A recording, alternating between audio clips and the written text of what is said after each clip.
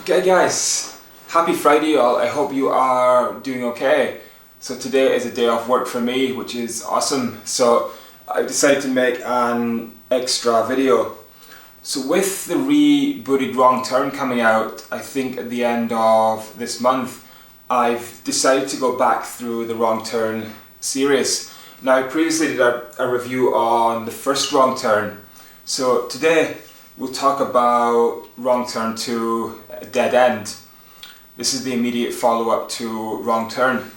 Now, Wrong Turn 2 is about a post-apocalyptic reality TV show that is gate-crashed by a group of inbred cannibals. So similar to the first one, the movie starts off with somebody driving through backcountry. In this case, it is reality TV contestant Kimberly Caldwell. She's driving on this secluded road when she all of a sudden hits somebody.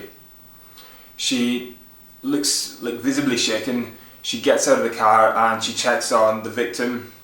She even goes as far to stick her finger in his mouth while she's trying to help him, and her reward for that is to have her lips bitten off and then to have her body cut in half. Now, in terms of kills, this is if you were here for gore candy, then this is as good as you get. But the flip side is possibly the movie did blow its load a little too early on. Now, I did watch this film a little while back, and I did decided to rewatch it again last night. I watched this film a little while ago because I did like the first Wrong Turn. It may not be a horror classic, but I did enjoy the first Wrong Turn. It was quite a good movie, and the second one follows the same theme, and it also has Henry Rollins. I enjoyed Henry Rollins in Snake Underworld, and I enjoy him as an actor. I don't think he's the best, but you know, he puts everything into every role he does. So I did look forward to seeing Henry Rollins, and I was definitely not disappointed by him, because Rollins was unfortunately one of the few positives in this movie. Rollins was a positive. I did enjoy the location. It's meant to be set in Middle America. I think it was filmed in Vancouver, so it was filmed in a rural location, which is what I grew up in. So I did appreciate the location, and I did appreciate the idea of the reality TV show. I suppose you have to change the trajectory a little bit. You can't just have every single movie being about somebody who takes a wrong turn whilst taking a shortcut. So there was at least a reason for Caldwell going in that direction in the first place. But the movie did have quite a few flaws. You had some very two-dimensional and poorly written characters. You had Amber, who was a Iraqi veteran and a lesbian. She brought that up very quickly. You had Jonesy, who's somebody who didn't quite make the cut for American Pie. You had the character played by Jake Washington. I can't remember his name. He was the only jock I've ever seen in a B movie who had a conscience and turned down a sex scene with one of his fellow contestants. And then you had Elena, who was set contestant, who was turned down by Jake Washington, and she accepted she was probably going to be working on this project for free, and this was clearly a portal to porn, probably.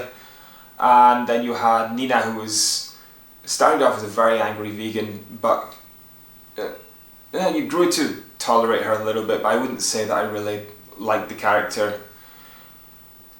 The director, M, as he liked to be called, was also just a sleazy director who accepted certain favours to allow characters to get more screen time.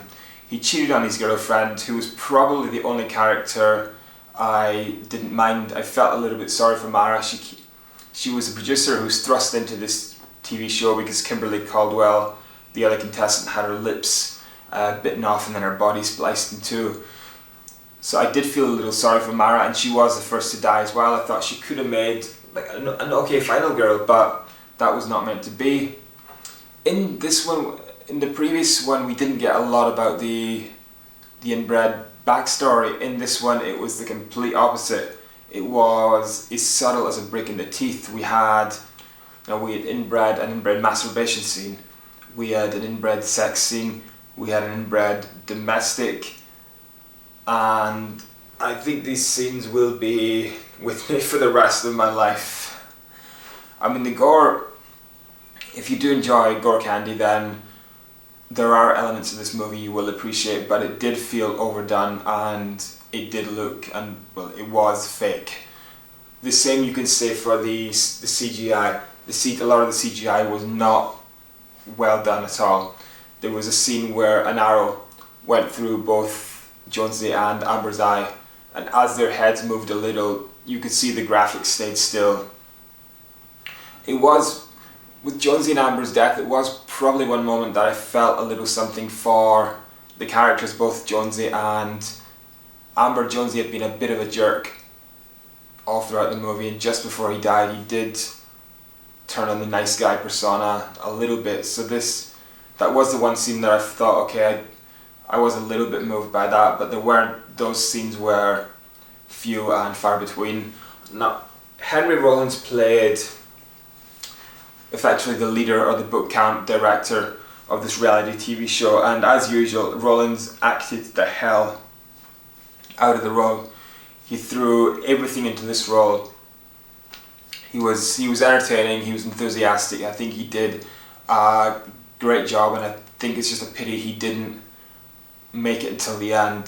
The two characters who did survive, I wasn't really rooting for them a lot. I would love to have seen Henry Rollins' character made it to the end, but once again, same as Mara, that wasn't meant to be. So this movie, I didn't find all that entertaining. I had it on in the background again while I maybe played my phone and did other things. There wasn't a lot of suspense. There weren't really any scary moments, any good characters. A lot went into shock value and a lot went into the gore. So apart from more backstory about the inbreds, if you want, if that's your thing, there wasn't really anything else that this movie offered that the first one didn't, or even The Hills Have Eyes. So there are definitely better movies out there.